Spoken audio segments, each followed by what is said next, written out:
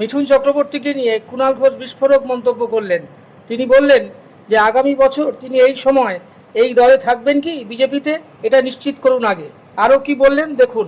রাজ্য সরকারের যেগুলোকে ভিক্ষা বলছে সেগুলো নেবেন না। বিজেপি কর্মীরাই গুচ্ছের নিচে দিলীপ ঘোষ স্বাস্থ্যসাথী কার্ড নিয়ে তার বাড়ির লোক দেখাতে যাচ্ছে। বিজেপি কর্মীদের বাড়ির মেয়েরা লক্ষ্মীর ভান্ডার থেকে কন্যাশ্রী নিচ্ছে। মিঠুন চক্রবর্তীর যদি ক্ষমতা থাকে, মিঠুন চক্রবর্তী তার পার্টির নেতাদের নির্দেশ দিন যে আমি যে স্কিমগুলোকে বলছি ভিক্ষা, আপনারা বয়কট করুন, আপনারা নেবেন না, দেখবো কজন না নিয়ে থাকে। মিঠুন চক্রবর্তীকে আমি একটি নোটিশ দিয়েছি, মিঠুন চক্রবর্তীও আমাকে একটি নোটিশ দিয়েছে। তো উনি একদিন দেখলাম আমায় খুব গালমন্দ করেছেন, তো সেই জন্য আমি একটা মানহানির মামলার নোটিশ দিয়েছি। এবার আমি আবার ওনার 4-5টা চিটফান্ড কানেকশন, হ্যান ত্যান, ওনার প্রাক্তন সচিবের স্ত্রীর অভিযোগ, এইগুলো সকলের সামনে একটু তুলে ধরে তদন্ত চেয়েছিলাম। তো উনি আমাকে একটা নোটিশ ধরিয়েছেন। আমি তো ওয়েলকাম করছি ওনার নোটিশকে, কারণ আমি চাইছি মামলাটা লড়বো এবং মিঠুন চক্রবর্তী কোর্টে দাঁড়াবেন আর আমার আইনজীবী তাকে জিজ্ঞাসা করবেন 1, 2, 3, 4 করে যে কটা চিটফান্ড মামলার সঙ্গে, চিটফান্ডের সঙ্গে আপনার কমিউনিকেশন ছিল, আর কোর্টে বলবো কেসটাকে সিবিআইতে রেফার করে দেওয়ার জন্য।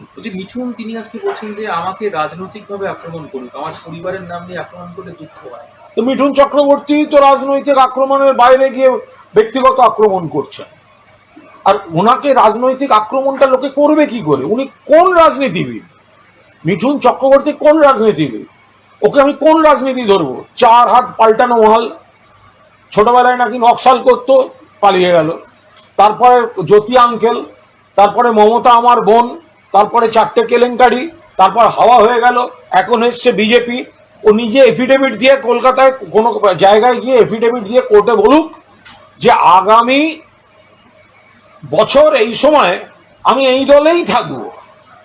কোনো গ্যারান্টি দিতে পারবে? ওকে রাজনীতিবিদ হিসেবে কিভাবে আক্রমণ করব? ও তো নিজে দুদিন আগে আমাদের দলে ছিল, বলেছিল মমতা আমায় কেউ কিছু দেয়নি, মমতা আমায় এমপি করেছে, সারা জীবন আমি কৃতজ্ঞ থাকবো। 4টি সিবিআই ইডির গপ্প শোনা গেল, বিজেপি চলে গেল। তো সুতরাং ওকে রাজনীতিবিদ হিসেবে ধরবো? ও তো পাল্টিবাজ রাজনীতিবিদ, ও তো দলবদলু রাজনীতিবিদ। যে রাজনীতিবিদের কোনো নির্দিষ্ট দল নেই তাকে আমি কোন রাজনৈতিক আধারে আক্রমণ করব? সেই জন্য এটা নিয়ে একটু সংকট আছে ওনাকে।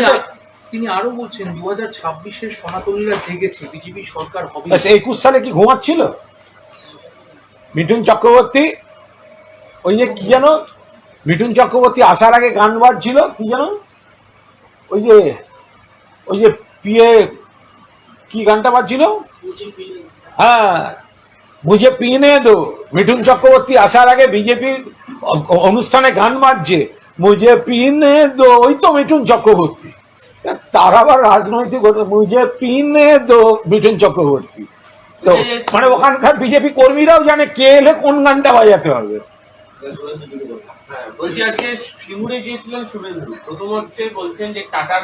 প্রথম হচ্ছে শুভেন্দু অধিকারী আজকে হঠাৎ টাটাদের হয়ে বলছেন বা ইত্যাদি। উনি তো 2020 সাল অব্দি তো তৃণমূল কংগ্রেসে ছিলেন, তখন বলেননি কেন? সিঙ্গুর তো 2005, 6, 7, 8-এর কথা। তো তাহলে শুভেন্দু অধিকারী হঠাৎ আজকে এই যে এখন জেগে উঠছেন, বিবেক জাগ্রত হচ্ছে, তো ওই সময় কি বিবেক ঘুমোচ্ছিল? দলের সাংসদ, দলের মন্ত্রী, দলের বিধায়ক, দলের কোর কমিটি, রাজ্য নেতা, তখন কেন বলেননি? আমরা পরিষ্কার বলছি, টাটাদের মমতা বন্দ্যোপাধ্যায় আন্দোলন করে সরাননি। 3 ফসলি কৃষি জমিতে কেন জোর করে নিয়ে শিল্প হবে? টাটাদের বিকল্প জমি দিতে বলা হয়েছিল, এটা সিপিএম এর জমি নীতির ভুল। আর শুভেন্দু অধিকারী যদি সেটা নিয়ে কথা বলতে হয়, ওনাকে পরিষ্কার বলতে হবে যে 15 বছর ঘুমোচ্ছিলেন। 2005-ও যদি ধরি সিঙ্গুরের গতিবিধি শুরু, তাহলে 2020-তে তো উনি তৃণমূলে ছিলেন, উনি তো তারপর বিজেপিতে গেছেন। তো তখন তো সিঙ্গুরের আন্দোলন সম্পর্কেই সমর্থনে, মমতা বন্দ্যোপাধ্যায়ের সমর্থনে, কৃষকদের অধিকার, ক্ষেত মজুরের অধিকারের সমর্থনে বলতেন। তো হঠাৎ আজকে লোকজন হয়নি আমি দেখলাম, সামনে খুবই কম লোক। উনি বলছেন যে ভোট ঘোষণা হলেই কেন্দ্রীয় নেতারা ওখানে আসবেন, তাদের সংকল্প পত্রে কৃষকের অধিকার আচ্ছা, ভোটটা তো নতুন নয়। এই যে ভোট ঘোষণা হলে নেতারা আসবেন, 21 সালেও ভোট ঘোষণা হয়েছিল, ডেলি প্যাসেঞ্জারই করেছে সবাই।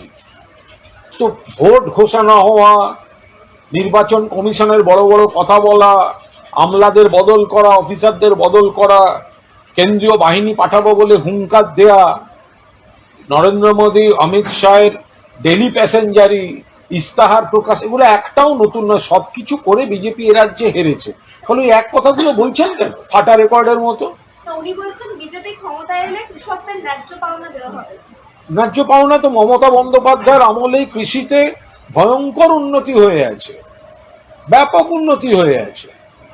কৃষি প্রধান পশ্চিমবঙ্গ, সেখানে কৃষির সঙ্গে শিল্প মমতা বন্দ্যোপাধ্যায় এমনভাবে আনছেন, কৃষি ভিত্তিক শিল্পও আসছে। ফলে কৃষক বেনিফিটেড হচ্ছেন, কৃষকদের জন্য এত রকম কাজ। আর বিজেপি জীবনে ক্ষমতায় আসবে না, সুতরাং এই কথাগুলোর কোনো মূল্যই নেই। আমাদের ভিডিও ভালো লাগলে লাইক ও শেয়ার করুন, কমেন্ট সেকশনে গিয়ে জানান আপনাদের মতামত। আরও ভিডিও পেতে চ্যানেলকে সাবস্ক্রাইব করুন। প্রতি মুহূর্তে খবরের আপডেট পেতে প্রেস করুন বেল আইকন।